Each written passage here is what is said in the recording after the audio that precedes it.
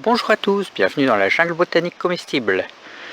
Alors aujourd'hui, je vais vous proposer une vidéo vous montrant l'évolution de l'entrée du jardin et du tour du bassin sur 4 ans. Donc je vous rappelle que je suis tout seul pour l'instant sur le projet et que j'ai des moyens très limités. C'est pour ça que ça a avancé, on va dire, tout doucement, parce que quand on a des gros moyens, ça peut quand même aller beaucoup plus vite, mais quand on doit faire tout soi-même, c'est plus long. Mais vous verrez que en 4 ans, ça a quand même sacrément avancé. Et je ferai d'autres vidéos concernant d'autres parties du jardin, puisque là on verra que seulement 25% du jardin. J'espère que vous aimerez cette vidéo. Donc nous voilà en mars 2016.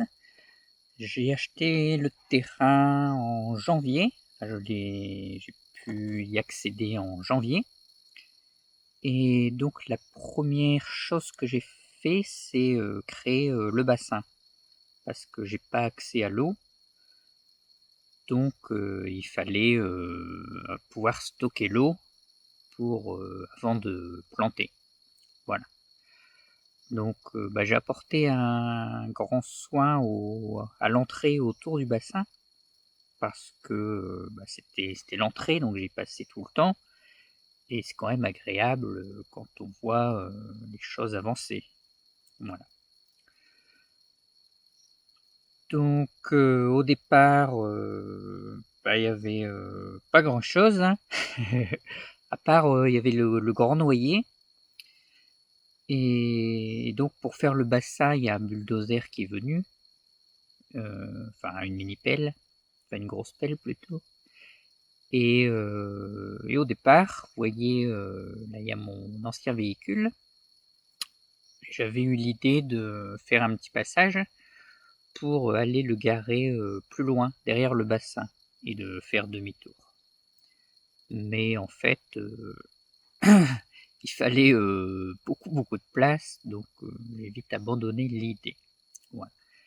Et donc vous verrez que là, cette partie-là, qui est toute sableuse, enfin qui a pas grand-chose, elle, au fur et à mesure du temps, elle se rétrécira et elle prendra vie. Voilà. Donc quand j'ai acheté le terrain, j'avais déjà un autre terrain et j'ai dû déménager. Donc c'est pour ça que vous verrez au cours de la vidéo plein de choses à ce niveau-ci, parce que constamment je ramenais des trucs qu'après je transportais dans le jardin. Voilà. Donc vous voyez que je pouvais pas aller beaucoup plus loin en voiture. Au départ j'ai eu un quad, donc ça me permettait d'aller un peu plus loin. Mais finalement, j'ai revendu le quad et j'ai eu mon scooter qui ne m'a pas servi à transporter des choses dans le jardin, mais juste jusqu'à l'entrée du jardin. Voilà. Alors, vous voyez que ça commence à pousser un peu. Il y a des choses. Alors les grands poteaux en béton là, je les avais et je les ai mis ici un peu par hasard pour dire de renforcer un peu la bordure. Donc voilà, je pense pas qu'il y avait une obligation, mais comme je les avais, je les ai mis là. Et puis ça permet de, quand on travaille sur le bord, de marcher dessus et de pas marcher sur les plantes. Voilà, c'est un double avantage. Alors quand je suis arrivé, donc il y avait des cornouillers, des chênes, des érables, il n'y avait pas de peupliers dans cette partie-là, mais voilà, il y avait des érables et des frênes, beaucoup de clématites sauvages, et donc vous pourrez voir des gros tas à l'entrée. C'est des tas de déchets de ce que j'avais nettoyé, que j'ai mis en tas. Et vous verrez que les tas, ils ont pris pas mal de temps à disparaître. Voilà, donc en premier, donc comme je venais que j'avais un autre terrain avant, j'avais aussi des arbres. Donc je les ai déterrés et j'ai dû les replanter. Et comme ils étaient déjà, qu'il y avait déjà une grosse motte, c'était bon, assez compliqué parce que je devais le faire rapidement en fait. C'était ça le problème. Donc j'ai pas pris un très très grand soin forcément à tous les arbres. À travailler bien le sol, à ajouter du compost et ci, ça. C'était un peu plus, un peu moins sérieux, on va dire.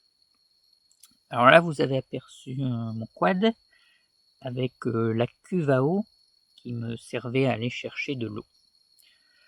Donc c'est une cuve d'1 mètre cube, mais je pouvais transporter que 300 litres à la fois, même si c'était un 500 cylindré, parce que le puits du village, il est tout en bas au fin fond, et ensuite il fallait remonter un grand dénivelé, une grande côte.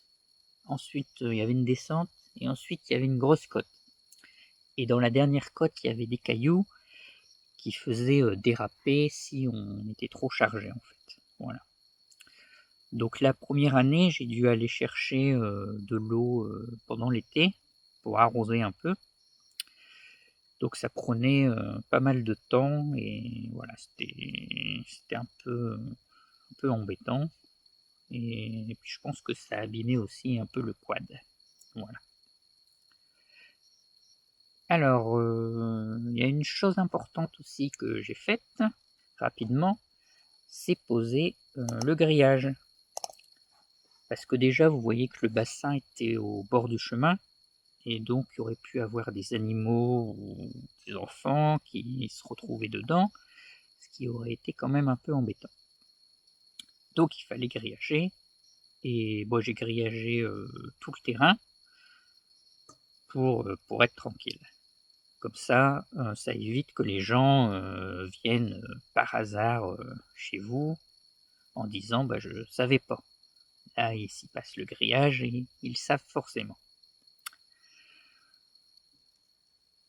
Voilà, donc j'ai pas fait de gros travaux au départ au niveau du sol. J'ai pas, j'ai fait juste louer une après-midi un nanopelle, une toute petite, qui m'a servi au départ à faire quelques trous pour planter les arbres. Mais j'ai pas du tout travaillé le sol, passé un coup de tracteur ou de motoculteur. Ça, j'ai pas fait. C'est pour ça qu'il n'y a pas grande évolution rapide au niveau au niveau du truc général, vu que je vais faire tout à la main. Donc comme on est en vidéo aérienne, là on verra pas les arbres pousser tous les mois, forcément, sinon ça serait un peu compliqué. Mais vous verrez que, surtout au niveau du bassin, on le verra bien, que ça va vite prendre forme. Alors sur la partie à gauche, il y aura la future marque qui sera mise là. Mais en attendant, donc c'est une zone que j'ai quasiment pas touchée pendant 4 ans.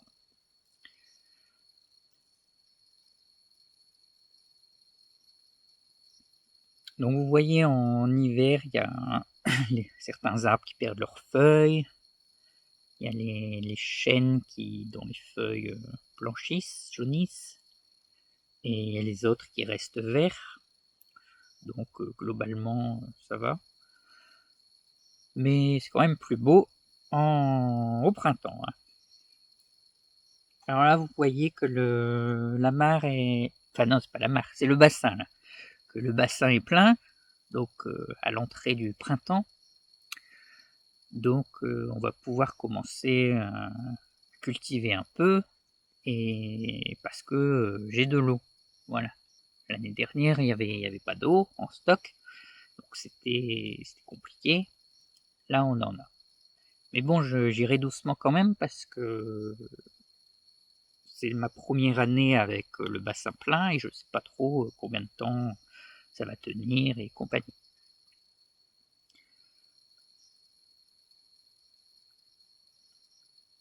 Donc vous voyez aussi qu'il y a des étiquettes, parce qu'à la base j'avais fait des étiquettes pour tous mes arbres, et puis les plantes, tout ça.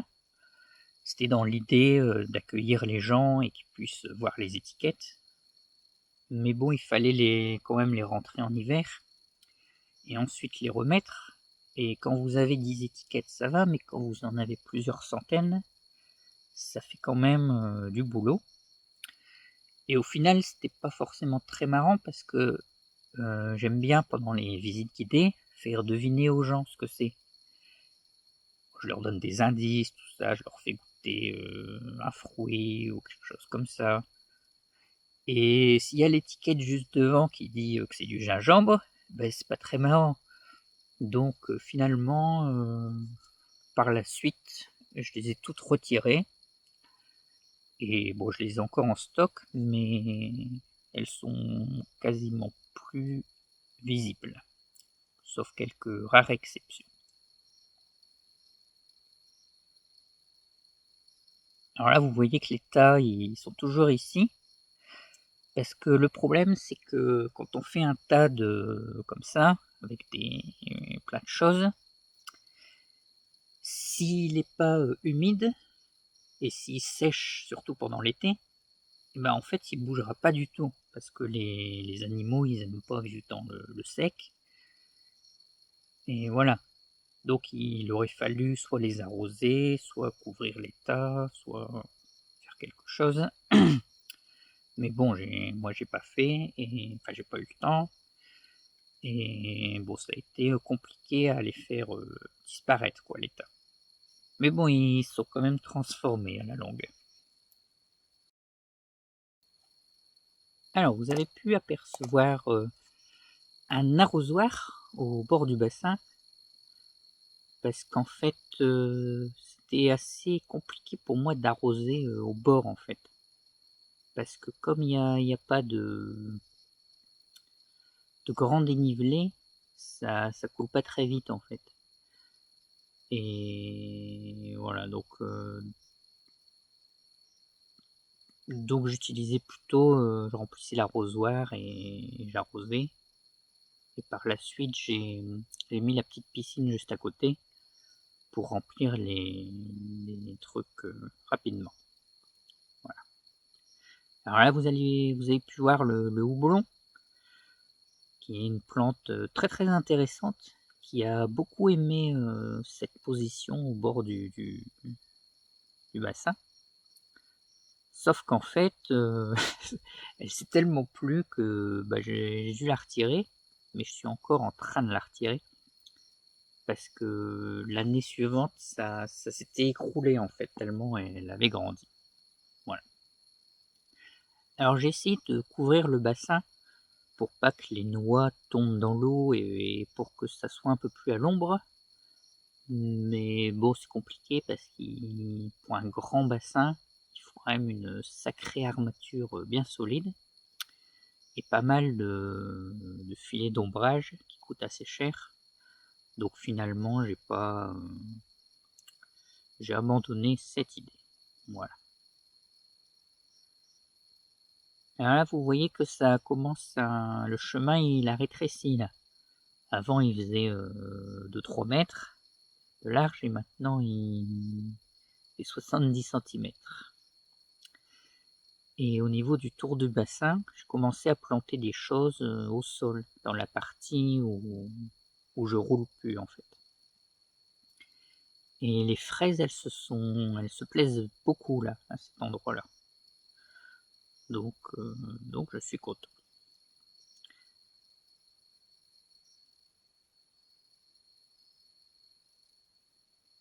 Alors là, bah, vous voyez, les petits arbres ils poussent. Petit à petit, j'amène de la matière organique, des feuilles, de l'herbe, enfin ce que je trouve. En fait, j'avais pour principe de tous les jours enfin, à chaque fois que je venais, de jamais venir à vide en scooter. Donc je prenais toujours des sacs et je mettais des feuilles ou du bois ou des trucs que je trouvais sur mon chemin.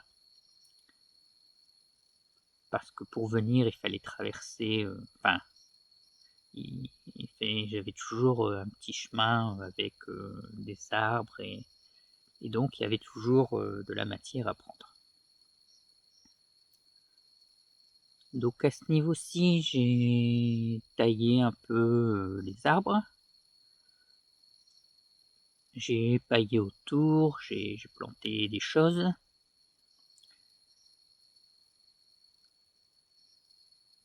Différents trucs et bon, ça, il y en a certains qui poussent plus que d'autres, mais globalement à l'entrée au départ les arbres ils ont pas beaucoup poussé.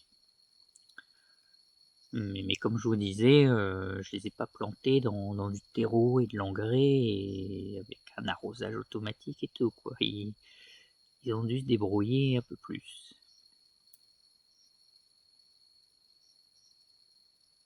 Donc devant le bassin, il y a une grosse zone, je sais pas si vous la verrez, un peu au niveau du houblon en face, où il y a des cornouillers. C'était un bosquet de cornouillers. Et je me suis rendu compte que c'était pas terrible les cornouillers parce que bah déjà c'était une variété qui se mangeait pas, c'était le cornouiller sanguin. Si ça avait été le cornouiller mâle comestible, je les aurais gardés, mais là c'était pas terrible. Et en plus ça fait des racines en surface qui s'étendent vraiment assez loin en fait, même si les arbres ils sont petits, et les arbres ils sont en réseau en fait dans le cornouiller. Donc finalement je me suis décidé à les retirer. Donc on verra par la suite à un moment donné qu'ils disparaissent.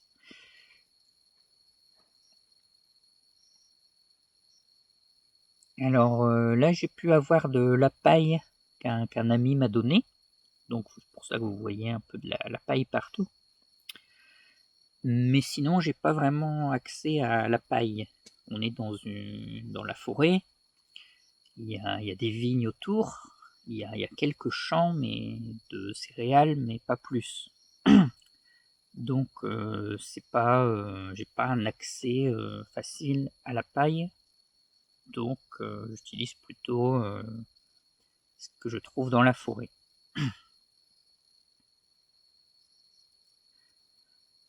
Donc quand je ramène des choses en scooter, je vais les déposer à l'entrée, vous voyez, sur le chemin, soit au départ ou à la fin du bassin. Et donc cette zone-ci, elle aura un apport de matière organique beaucoup plus important que les autres parties, tout simplement parce que c'est plus facile de les mettre là. Quand vous avez un terrain ou un semi-remorque qui peut aller partout, ben voilà, vous allez en mettre partout, c'est facile. Mais là, plus je veux en mettre loin, et plus ça va être compliqué. Donc, ça explique qu'il y en aura beaucoup au niveau du bassin et en face. Alors au niveau du bassin, il y a un chèvrefeuille qui a beaucoup poussé, bien poussé tout ça. À côté, donc il y a les murs sans épines, qui est vraiment aussi quelque chose de très vigoureux. Et bon, c'est mieux qu'un chèvrefeuille parce que ça donne des fruits. Donc c'est ça. Donc ensuite il y avait le houblon au milieu qui s'est étendu. Et après il y avait une glycine. Mais la glycine, elle a quand même eu du mal à pousser. Alors j'avais mis aussi un kiwi au départ. Mais bon, le kiwi, je l'ai déplacé ailleurs. Et ensuite, je l'ai redéplacé ailleurs parce que ça lui convenait pas non plus. Mais bon, le kiwi, c'est compliqué chez nous parce que ça aime beaucoup l'eau et ça n'aime pas le vent. Et nous, bah, on a beaucoup de vent et pas beaucoup d'eau.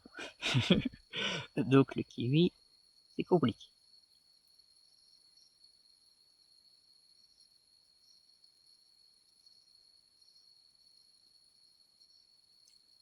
Alors quand j'entretiens, j'ai qu'une débroussailleuse et je nettoie donc tout ce qui est les allées principales, là où les gens ils peuvent marcher, et donc moi aussi.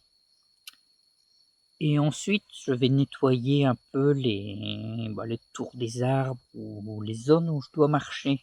J'ai pour principe que s'il pleut, il faut pas que mes chaussures soient mouillées par les hautes herbes. C'est pas très agréable quand il fait froid, tout ça. Donc voilà, les zones où je vais, je ferai toujours un chemin où les herbes elles sont basses.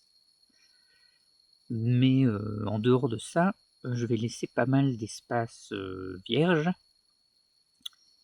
ou alors je vais faire des chemins autour de zones vierges pour pouvoir s'y promener autour. Parce qu'il y a aussi, j'ai pas mal de champignons. Et si vous laissez 1 mètre d'herbe, eh ben, ce sera impossible de voir s'il y a des champignons. Donc il faudra dégager un peu à un moment. Et quand vous avez 1 mètre d'herbe et que vous avez des arbres qui poussent spontanément mais qui font 20 centimètres, vous n'allez pas les voir et vous allez les massacrer. Donc l'entretien est quand même assez compliqué parce qu'il faut entretenir un minimum, mais voilà, en faisant attention aux arbres, et donc c'est quelque chose de compliqué. Alors il y a aussi une passiflore de l'autre côté du bassin qui pousse beaucoup. Je ne sais pas si on aura l'occasion de la voir.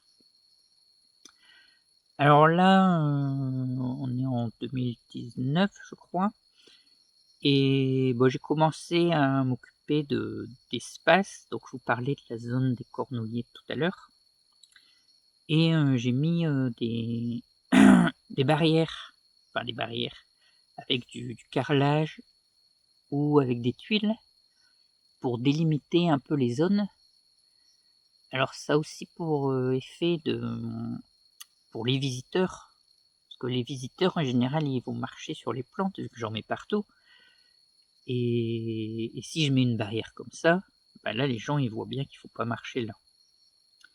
Mais c'est surtout fait pour lutter contre les campagnols, parce que je suis envahi de campagnols, et en fait eh ben, ça les embête quand même ce genre de truc, et ça les calme un peu. Enfin, ils vont dégommer à côté, mais au moins mes petites zones sont protégées.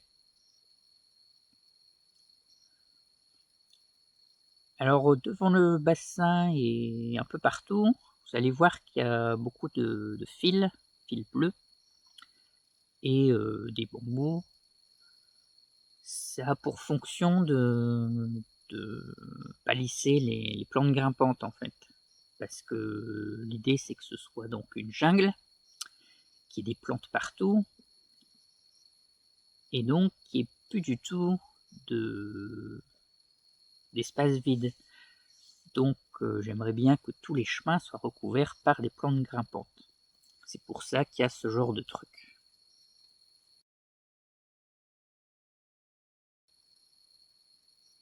Donc vous voyez ici le chemin qui s'est rétréci, et on peut passer tout juste avec une toute petite remorque ou une brouette. Donc au tout départ du parc, j'ai fait un chemin en béton, un tout petit chemin, pour éviter que quand il pleuve fort, la terre sur le chemin soit emportée et que ça se creuse. Donc avec ce petit chemin, ça tient beaucoup mieux et ça évite aussi de glisser quand on est à pied ou en scooter. Mais l'idée donc c'est pas de bétonner tout le parc, c'est vraiment, juste ici parce que c'est, un petit chemin, sensible, en fait.